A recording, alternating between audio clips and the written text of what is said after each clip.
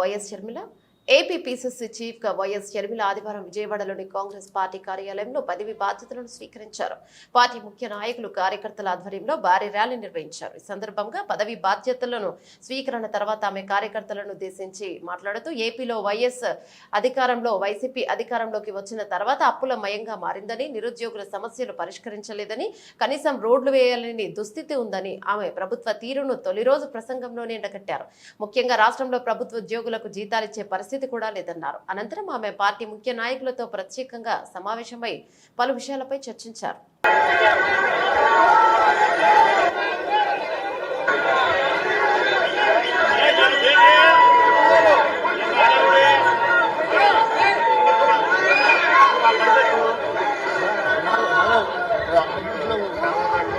Thank you madam. ఇప్పటి నుంచి party బాధ్యతలన్నా కూడా వారు స్వీకరిస్తారు. అదేవిధంగా ఈ యొక్క సమావేశాన్ని కూడా అధ్యక్ష స్థానంలో కూర్చుని వారిని మరి నడిపించవలసిందిగా మనందరి తరఫున కోరుతున్నాను. Thank you very much. అదేవిధంగా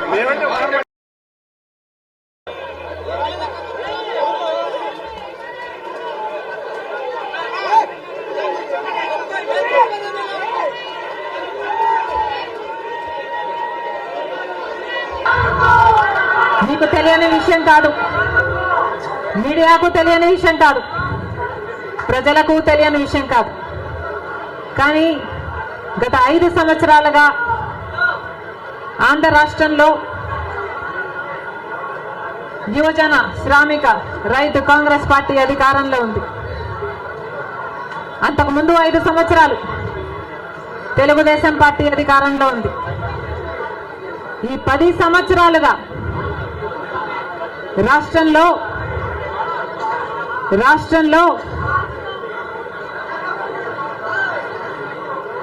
అభివృద్ధి జరిగిందా అంటే ఏమిటి సమాధానం? మన రాష్ట్రం ఏర్పడే నాటికి మన రాష్ట్రానికి ఉన్న అప్పులు 1,00,000 కోట్లు.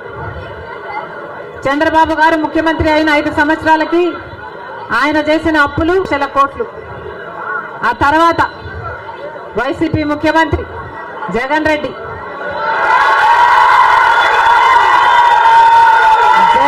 గారు చేసిన అప్పులు 3,00,000 కోట్లకు పైన. మొత్తంగా ఈరోజు అప్పులు 6,500,000 కోట్లు.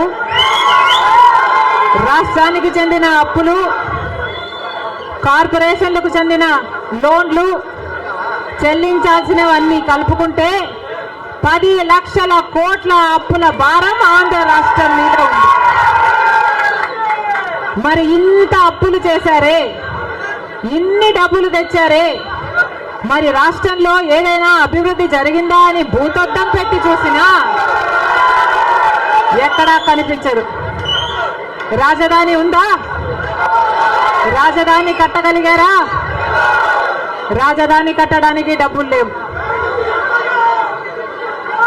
కనీసం ఒక మెట్రో అయినా ఉందా? ఆంధ్ర రాష్ట్రంలో ఒక్క మెట్రో అయినా ఉందా? విజయవాడలో కనీసం ఒక్క మెట్రో అయినా ఉందా? ఎక్కడా లేదు, కనిపించదు.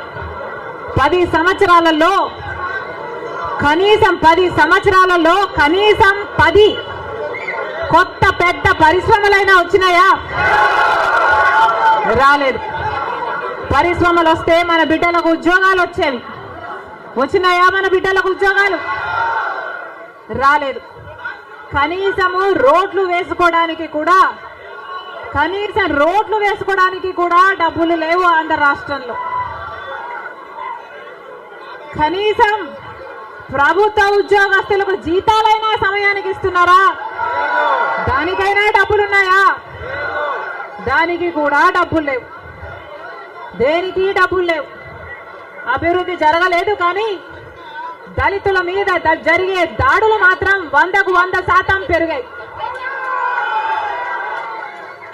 ఎక్కడ చూసినా ఇసుక మాఫియా, ఎక్కడ చూసినా లిక్కర్ మాఫియా, ఎక్కడ చూసినా మైనింగ్ మాఫియా, ఎక్కడ చూసినా దోచుకోవడం, దాచుకోవడం. ఇంతకంటే ఏం జరిగింది? 10 సంవత్సరాలు అయింది మన రాష్ట్రం ఏర్పడి. స్పెషల్ స్టేటస్ గురించి, స్పెషల్ స్టేటస్ వస్తే మన రాష్ట్రానికి స్పెషల్ స్టేటస్ వస్తే, ఆంధ్ర రాష్ట్రానికి స్పెషల్ స్టేటస్ వస్తే ట్యాక్స్ రిడక్షన్స్ వస్తాయి, రాయితీలు ఇన్సెంటివ్స్ వస్తాయి, పరిశ్రమలు వస్తాయి. పరిశ్రమలు వస్తే మన బిడ్డలకు ఉద్యోగాలు వస్తాయి. కానీ 10 సంవత్సరాలైనా స్పెషల్ స్టేటస్ మాత్రం ఆంధ్ర రాష్ట్రానికి రాలేదు. రాలేదు అనడం కంటే పాలకులు తేలేకపోయారు అనడము కరెక్ట్.